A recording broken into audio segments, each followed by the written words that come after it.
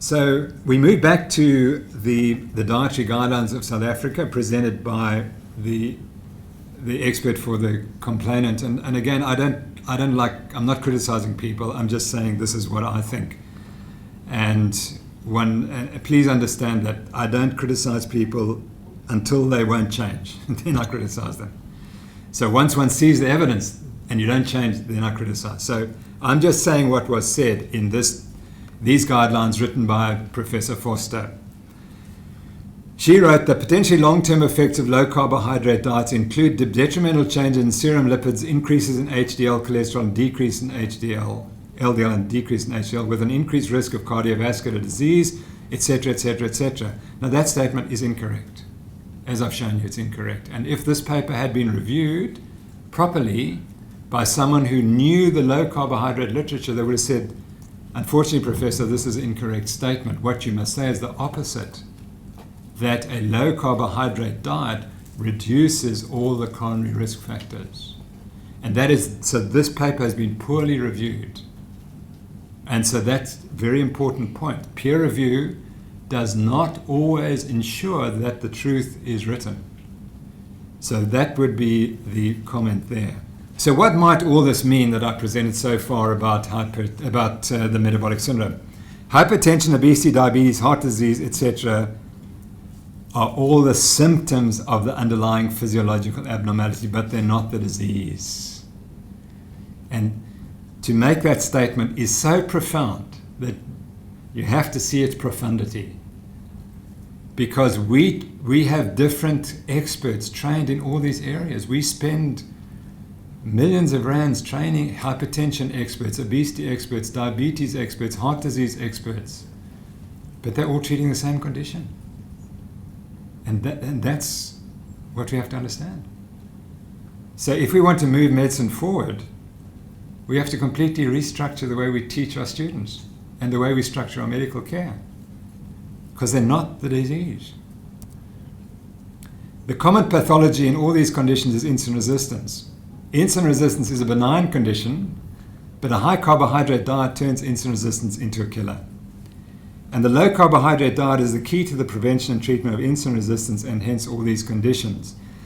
And I've given you the biological explanations why this has to be, and I absolutely understand that we don't have definitive randomized long-term trials to prove that this is the case, but they may or may not come. But can we wait and continue to say, well, because we don't have the evidence, we've got to just ignore it? And then by chance, I just add there's some cases type 2 diabetes mellitus will reverse on a low carbohydrate diet. And that's really important because we have to acknowledge that if we teach doctors that type 2 diabetes is irreversible, we're not teaching the truth. And we're practicing medicine of failure. You've got type 2 diabetes. You're going to die of arterial disease. You're going to lose your legs. You're going to have strokes. Can't do anything for you. That's the medicine of failure. And I'm not into that medicine. I always believe that humans are healthy and we're successful and we're strong. And that's the way we should be. And that's how we should die. But we can't die that way if we're given the wrong dietary advice. So I then also wanted to start addressing how do the dietary guidelines in South Africa come about, and why do we promote a high carbohydrate diet in South Africa? Because these guidelines are specific for South Africa. They're written by South Africans, and they use South African evidence for those guidelines. And I just want to understand exactly how they came about. And so I read Professor Foster's papers that she had written, and it came to, I got the impression that this was the reason why these guidelines are promoted. And I'm using her own words. The existing pattern of relatively low intake of total carbohydrate and dietary fiber and relatively high intakes of added sugar in many groups of South Africans, as well as the changes observed during the urbanization of Africans. So her hypothesis is based on the urbanization of South Africans. That's how she's drawn up her theory of what we should be eating. So she says because people, when they moved to the cities, became less healthy, that is a strong motivation to promote increased intake of starchy foods in unrefined and minimally processed form. Now that may be a fair way to go about it, but I'm not sure that that's the only evidence you'd want to look at. I think there's more evidence that you need to present than that.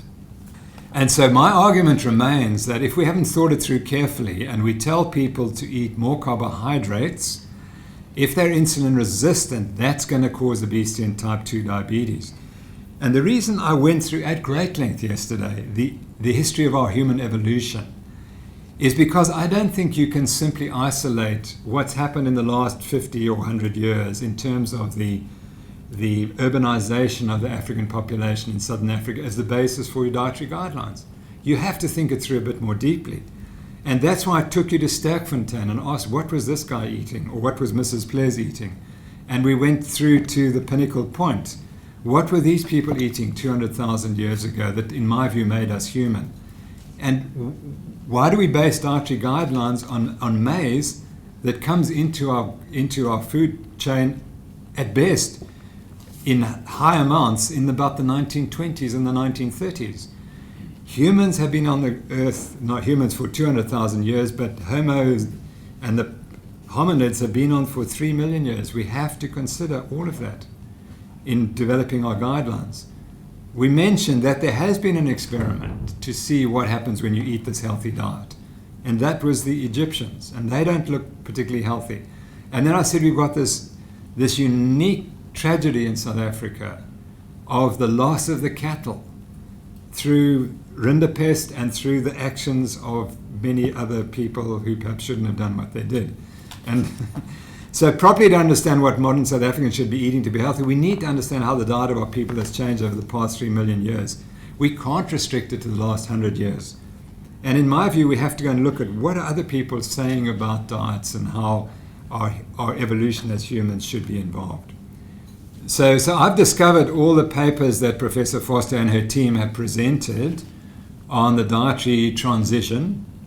And again, what I'm doing here is, as I would in anything, I'm looking for what evidence did the scientists use to come up with the theory or hypothesis. And again, I'm not trying to be horrible or rude or anything. I'm just presenting what I found. And so this is what Professor Foster and her colleagues said. Nutrition transition associated with decreases in staple foods rich in starch and dietary fiber, increases in food from animal origin rich in total fat and saturated fatty acid, decreases in plant protein sources such as legumes, and increases in energy-dense snack foods, carbonated sweetened beverages, as well as added sugar, fats, and oils in preparation of foods.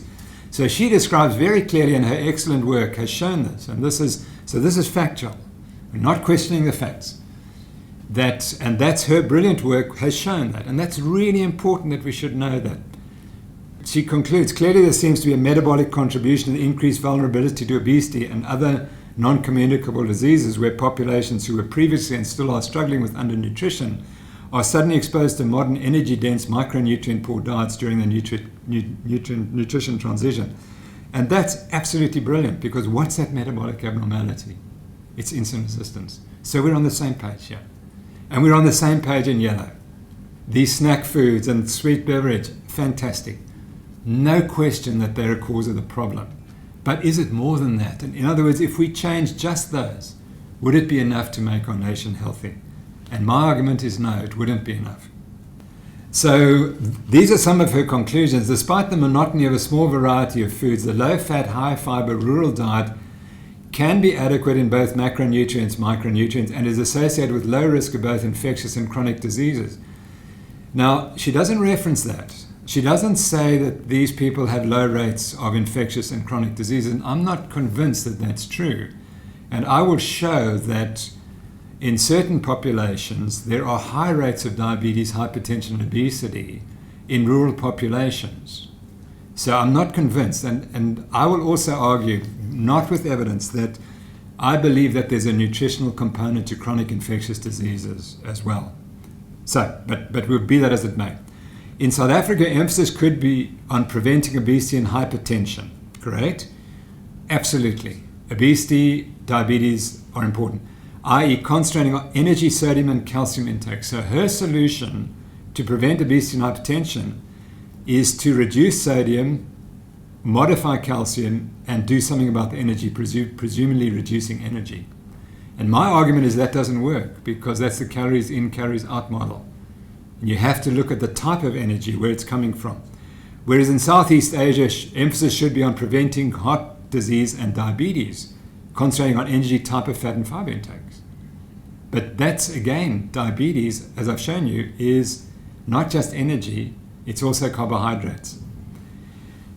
She notices, interestingly, that blood lipid profiles are favorable in urban black South Africans, and they are. So if the urban black South Africans are suffering from heart disease, it's not because their cholesterols are above 5. They aren't, as her data show. And then she says obesity seems to be the main underlying factor in non-communicable disease risk in this population. Household income, total energy intake, fat intake, and low physical activity were the major determinants of obesity, and a number of cardiovascular risk factors associated with obesity. So she's acknowledging we have to address obesity, but I'm arguing that she's not giving us the way we can reverse obesity, because we're not concentrating on the type of nutrient that we're eating, particularly the role of carbohydrates and fat. And although she notes people became fat as they urbanized, the fat increase only increased marginally by a few grams per day, 5 to 10%. And it's still lower than in the US, and the protein intake was small. So no question we agree that we have to do something, but the mechanism of change and what we need to do differs dramatically from what I believe.